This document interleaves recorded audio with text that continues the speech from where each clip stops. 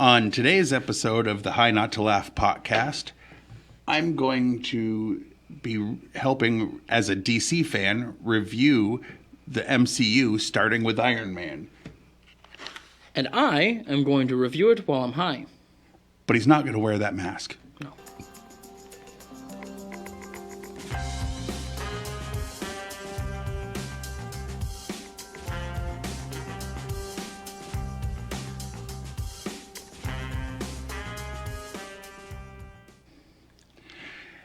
Anyway, welcome to the Potcast, the High Not to Laugh podcast.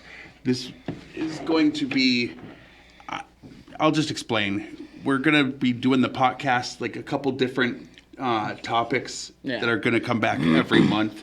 And I figured I grew up a DC fan, and I wanted to give an explanation. But first, I'm going to say the Tony Stark to my Rhodey is...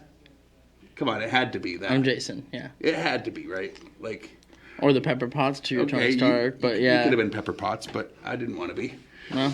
Anywho, I grew up, I was born in 1978, the year that Superman was released. I grew up at a time when DC was making better content. They were. It just was. I always looked at Marvel... There were a lot of things where there was a number one and a number two. And it's not that there was anything wrong with number two. It's just I preferred number one. Coca-Cola. Number two was Pepsi. Right. Mad Magazine. Cracked. Right. Right. You see? Yeah. DC, Marvel at the time. At the time. Now there's reason to believe that because but we had what? The Hulk. I mean... When Superman came out. And really kicked everything off. The Hulk TV show? Right. And they had a Spider-Man TV show. And they had a cartoon. But we didn't have big blockbuster superhero movies yet. And really that was kicked off like blockbuster style with Superman. I'm just trying to think of some of the other... Transformers, GoBots. Yeah. There was nothing wrong with GoBots, but they were always second place, even though I believe they came out first. Yes. But that's for another These episode. are all different things we can eventually cover, but... Yes. So, for me, Marvel was always secondary.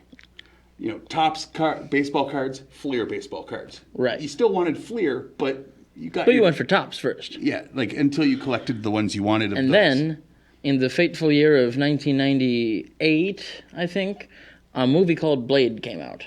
All right? Yeah. And that kicked off a huge thing for Marvel where they said, well, wait, we can do good movies. So what they did was sold off a bunch of properties and proved that was false. Right. Now, there were some good ones there, too. There were some good ones. I'm starting with just the MCU. I've seen most of these movies and some of the shows.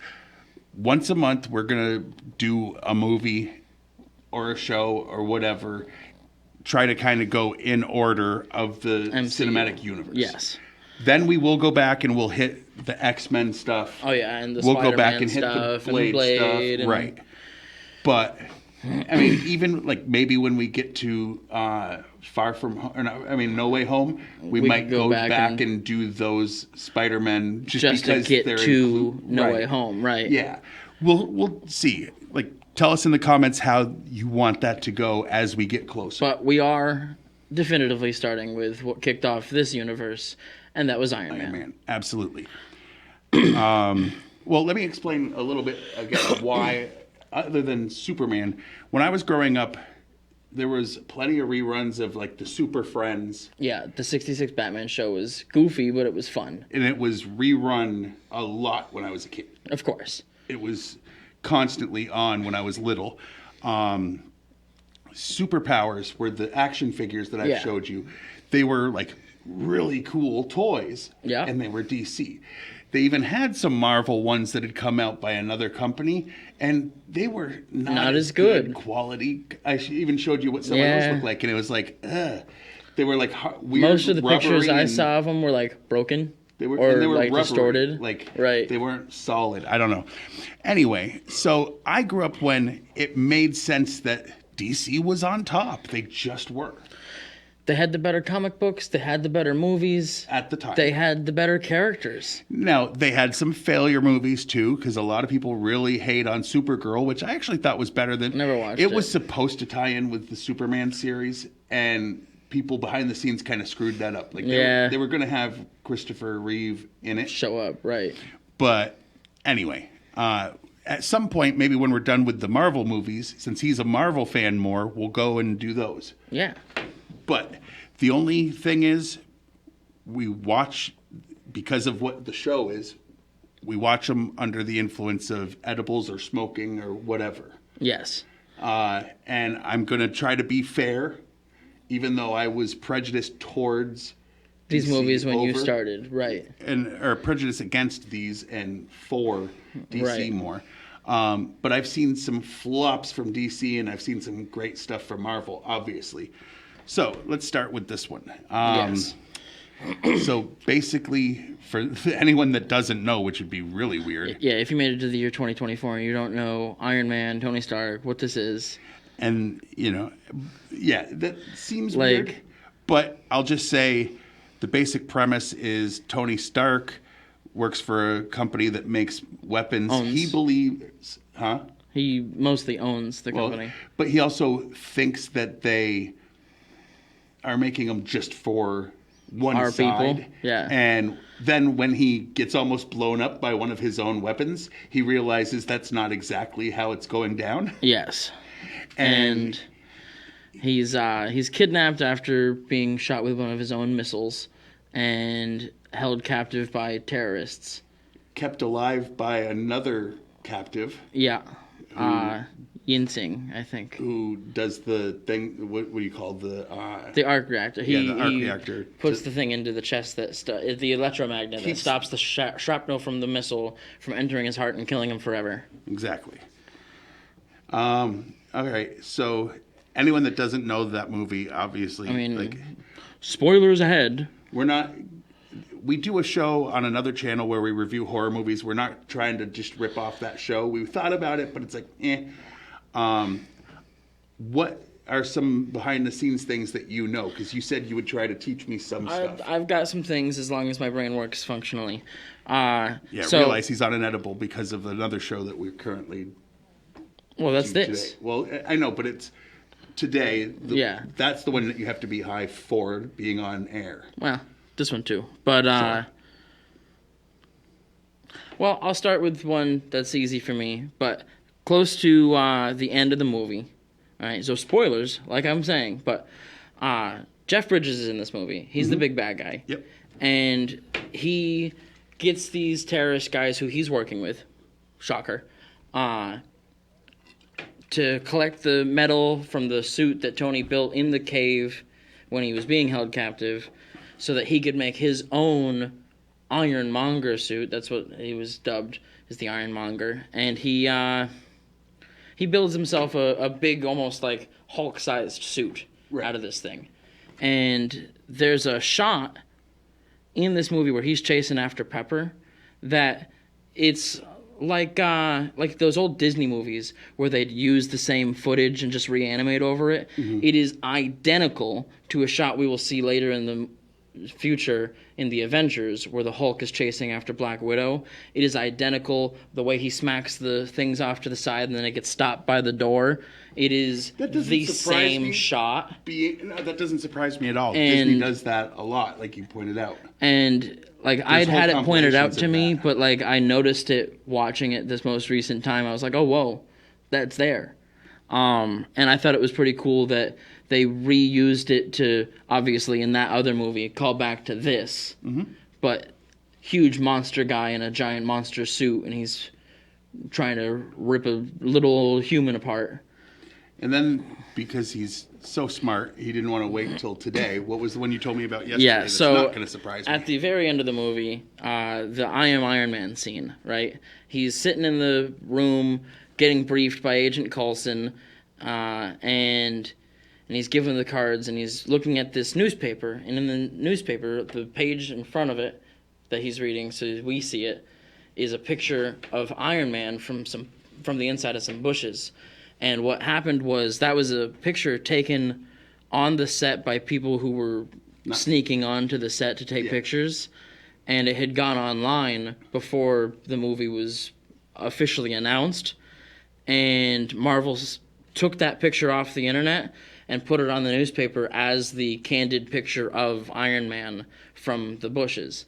And I thought it was pretty cool that they used an actual candid picture as a candid picture. Yeah, and they didn't have to ask for permission because the other guy was stealing the picture. I mean, technically, it was not his right to have the picture. So, right. Yeah, I get what you're saying. So I thought that was really cool. Yeah, and I did too, and I would have reacted more to it now had he told me that. Yes, well... Now, for the first time, instead of yesterday, off air. Yeah. I mean, obviously, this was after a very long time of Robert Downey Jr. not getting roles because of illegal activity and problems in his own personal life.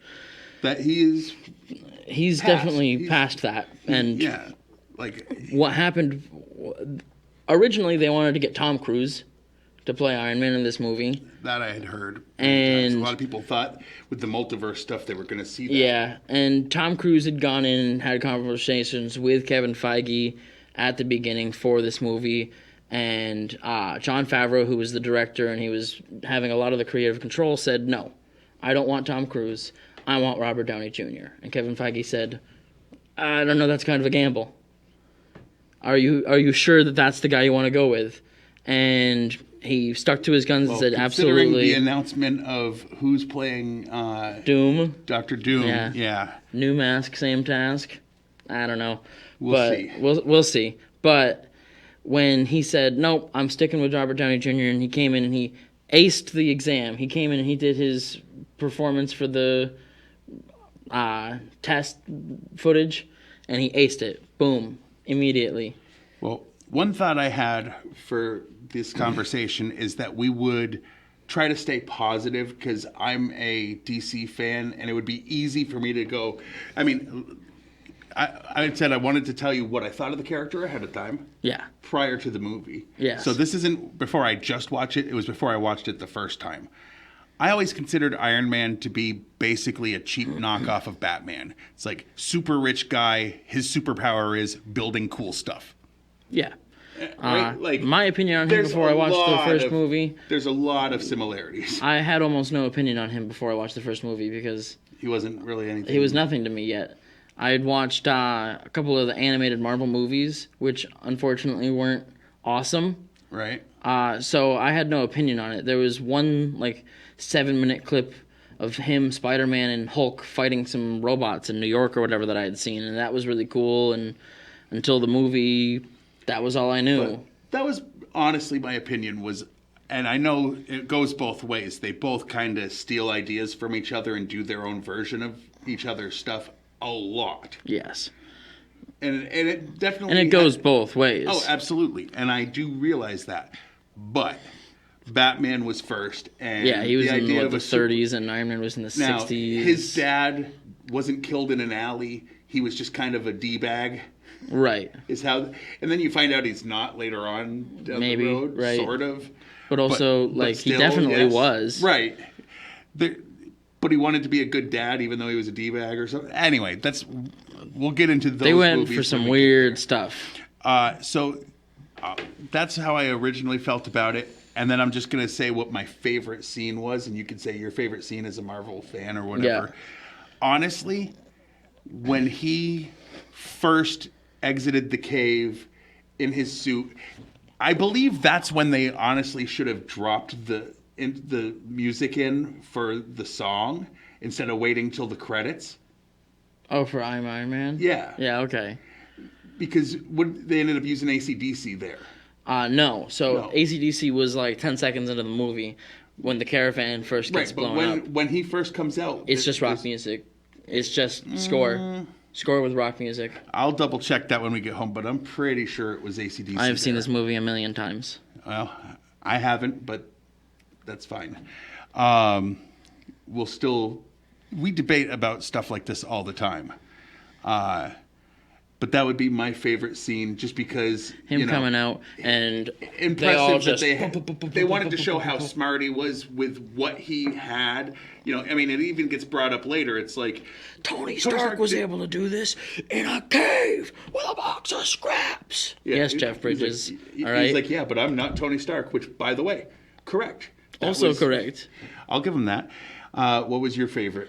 So, as like I am Iron Man. Just when he announced, when he said, you know what? He's told by Coulson, stick to the cards, and he looks at it, and he's talking to the press. Oh, it would be ridiculous to say I'm some sort of superhero, and they're like, oh, we didn't call you a superhero. He's like, well, you will now. Truth is, I am Iron Man. Boom. Black Sabbath. Cut. Boom. Perfect. I still Great. think when he burst out of the cave, and they all shoot at him, would have been perfect. But they all shoot at him, and then he goes, my turn, and lights them all on fire. I think that's when they should have dropped in that song, though, to be honest. But, all right. And then what? Are we going to do like an out of 5? Yeah, well, I think rated on a scale of 1 to 10. Okay. That way, and we can do like and a half. I'm not going to go Dave Portnoy with the 0.2, 0.3, 0.4. But, 0, 0.5, 1, 1.5, 2, 2.5, etc. I'm going to honestly say this is probably a 7.5, 7.5 for me.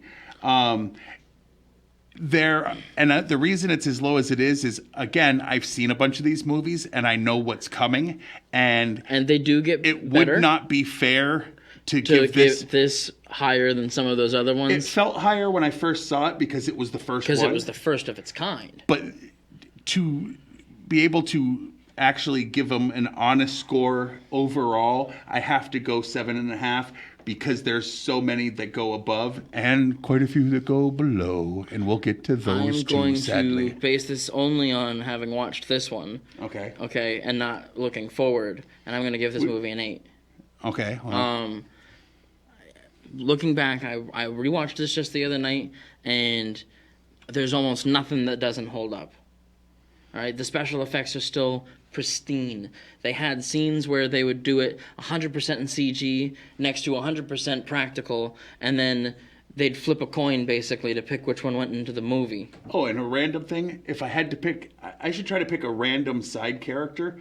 His robot that kept trying to put him out. Oh, I loved him. And saved his life. I loved him. That was like, for just like a not really important character. His robots. The levity and stuff. And I don't just mean Jarvis, but Jarvis obviously too. Who becomes the robots that are just always around him, moving around in his workplace, have some of the best personalities. All right, especially the one that was like so funny. Trying to put it, and he's like, if you hit me with that again one more time, and I'm not on fire, I'm donating you. So that's the first podcast of us discussing a Marvel Universe movie. Yeah. We're not going to do them every week. Next month, we're going to do The Incredible Hulk is the next official one in the MCU. Yes. So until then, I have to double check something here. All right. As always, if we all had a bong, we'd all get along.